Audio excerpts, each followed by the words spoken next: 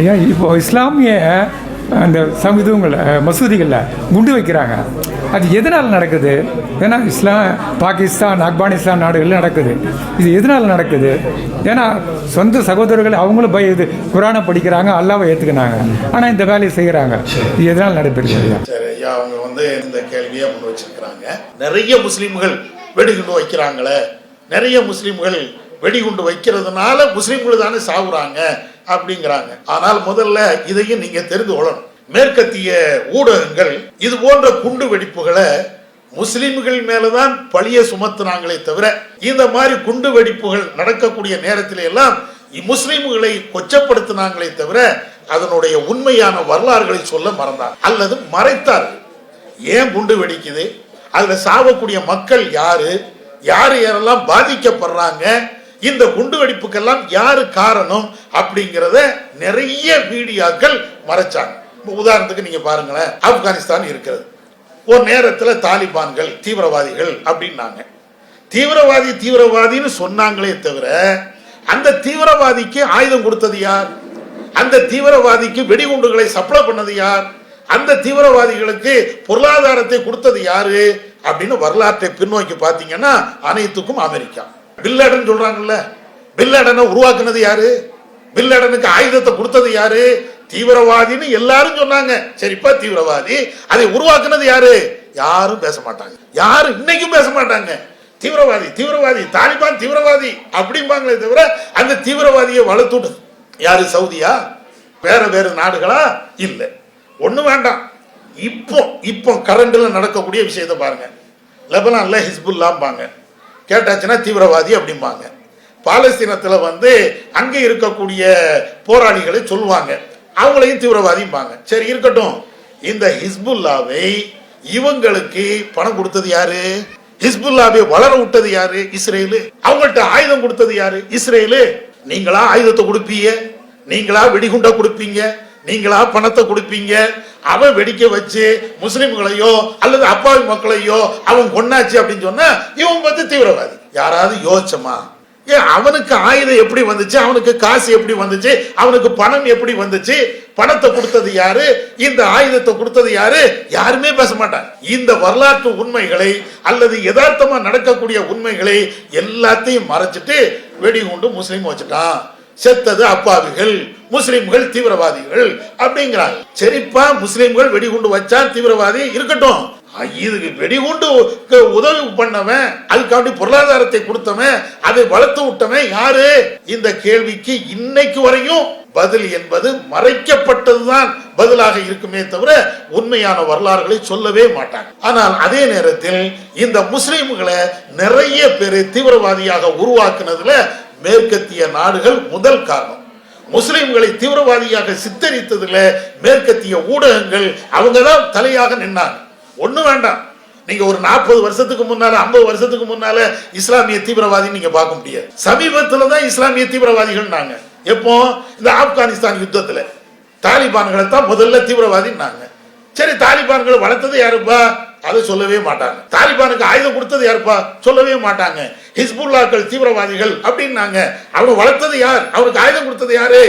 இப்ப சொல்லுவாங்க ஐஎஸ் அப்படிம்பாங்க, அவங்க தீவிரவாதிகள். சரி, அவனை வளர்த்து விட்டது யாரு, அவன் தலைமை யாரு, அவன் எங்க இருந்து செயல்படுறான் அப்படின்லாம் கேட்டாச்சுன்னா அதுக்கு எதுவுமே பதில் வராது. இந்த வரலாறுகள் எல்லாத்தையும் நீங்க இந்த செய்திகளை நீங்க பார்த்தீர்கள் என்றால் முஸ்லிம்களை பயன்படுத்தி கொண்டு பின் உலகத்துல பின் புலத்துல இவங்க தான் இருக்கிறாங்க. ஆனா பழிகள் எல்லாமே இஸ்லாமியர்கள்ல வரும். இது ஒரு செய்தி. அடுத்து ரெண்டாவது இந்த தீவிரவாதிகள் உடைய செயல்பாட்டில் அல்லது வெடிகுண்டு வச்ச அப்பாவிகளை கொலை செய்யறதுல முஸ்லிம்கள் மட்டும்தான் என்று சொல்வதும் அதுவும் ஒரு பிம்பம் தான். எந்த நாட்டில் எந்த மதத்தை சார்ந்தவர்கள் எல்லா தீவிரவாதிகளாக அல்லது வெடிகுண்டு வைக்கிறாங்கிறது உலக வரலாறுகளை படிச்சா உங்களுக்கு தெரியும். ஒன்றும் வேண்டாம், இலங்கையில கடந்த காலத்துல பயங்கரமா வெடிகுண்டுகள்லாம் வெடிச்சது. அங்க விடுதலை புலிகள்னு இருந்தாங்க, அவங்க ஒரு நேரத்தில் செயல்பட்டாங்க. அவங்க அரசாங்கத்துக்கு எதிராக ஆயுதங்களை தூக்குனாங்க. அவங்க யாரு, அவங்களால எத்தனை பேர் இறந்தாங்க, வரலாறு கண்ணு முன்னால பார்த்தது தானே. ஏன் இன்னைக்கும் இந்தியாவில் வடகிழக்கு மாநிலங்கள்ல எத்தனையோ தீவிரவாத செயல்கள் நடக்கிறது. அவங்க யாரு? இப்ப நேற்று கூட பேப்பர்ல படிக்கலாம், நக்சலைட்டுல இத்தனை பேரை நாங்க சுட்டு ஒழித்தோம், கொலை செய்தோம் அப்படின்னு அறிக்கைகள் வருது. சுட்டு வீழ்த்தினோம்னு அறிக்கை வருது. அப்ப நக்சலைட்ல யாரு? அவங்க என்ன முஸ்லிம்களா? நீங்க அதை யோசிக்கணுமா இல்லையா? அதே மாதிரி இப்போ பர்மாவுல அங்க இருக்கக்கூடியவர்கள் முஸ்லிம்களை விரட்டி அடிச்சு நொறுக்கி கொலை பண்ணி நிறைய பேரை வெளியேற்றினாங்க. அங்க இருக்கக்கூடிய ஆட்கள் யாரு? உலகம் முழுவதும் நடக்கலையா? எல்லா இடத்திலையும். அதே மாதிரி பல்வேறு நாடுகள்ல பள்ளிவாசல்ல தொழுது இருக்கக்கூடிய முஸ்லிம்களை துப்பாக்கியால சுட்டு கொன்னாங்க. அந்த துப்பாக்கியால சுட்டவன் யாரு?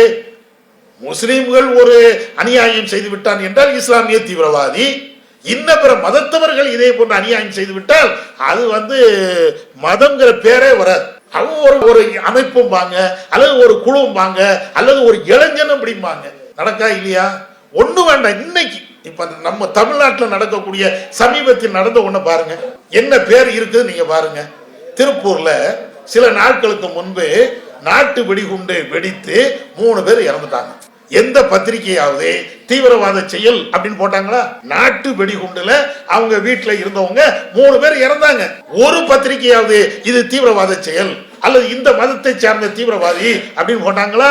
ஒரு வார்த்தை இருக்காது. ஆனால் அங்க ஒரு முஸ்லீம் இத மாதிரி வச்சிருந்தான்னு வைங்களேன், இஸ்லாமிய தீவிரவாதம் வருமா வராதா?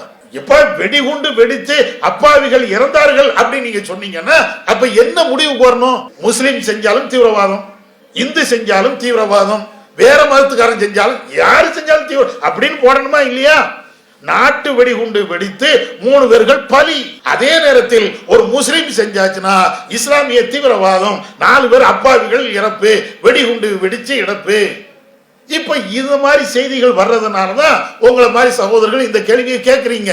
அப்ப பத்திரிகை உலகமும் மீடியாக்களும் எப்படி செய்திகளை சித்தரிக்கிறாங்க நீங்க பாருங்க. பிற மதத்தவர்கள் இதே தீவிரவாதம் செய்தால் அது தீவிரவாதமாக பார்க்கப்படவில்லை. ஒரு முஸ்லீம் அதே தீவிரவாதத்தை செய்தால் அப்பொழுது மட்டும்தான் தீவிரவாத செயல் அப்படின்னு முத்திர குத்தப்படும். முஸ்லிம்களுக்கு பேர் தான் இப்படி சொல்லப்படுதே தவிர அந்த செயலுக்கு யாரும் பெரிய கண்டனமோ அல்லது தீவிரவாத செயலோ என்று யாருமே சொல்றது இல்லை. அப்ப அதுக்காக வேண்டி முஸ்லிம்கள் இது மாதிரி தீவிரவாத செயலில் ஈடுபட்டால் அதை ஆதரிக்க முடியாது. அது முஸ்லீம் செஞ்சாலும் தப்புதான், முஸ்லீம் அல்லாதவர்கள் செய்தாலும் தப்புதான். மதத்திற்கும் அதுக்கும் சம்மந்தம் இல்லைங்கிறோம்.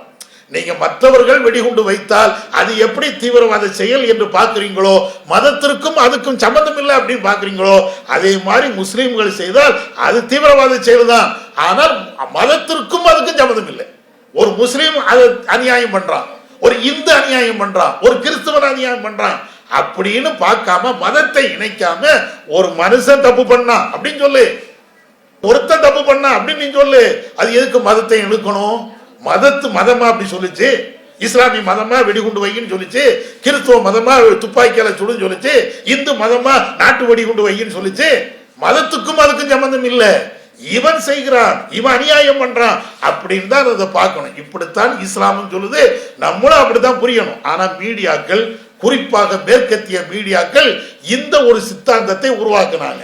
இஸ்லாமியர்களுக்கு எதிராக பொய் பிரச்சாரம் செய்ய வேண்டும் என்பதற்காக வேண்டி இந்த தீவிரவாதத்தை எல்லாத்தையும் முஸ்லிம்கள் முஸ்லிம்கள் முஸ்லிம்கள் அப்படின்னு பரப்புனாங்க. அதனுடைய வெளிப்பாடுதான் இஸ்லாமிய தீவிரவாதம், முஸ்லிம்கள் கொண்டு வைக்கிறாங்க, முஸ்லிம் தீவிரவாதம் எல்லாம் சொல்வதற்கு இதுதான் காரணம். ஆனால் முஸ்லிம் அல்லாதவர்கள் இன்ன பிற மதத்தவர்களும் இதே தீவிரவாத செயலை செய்யறாங்க.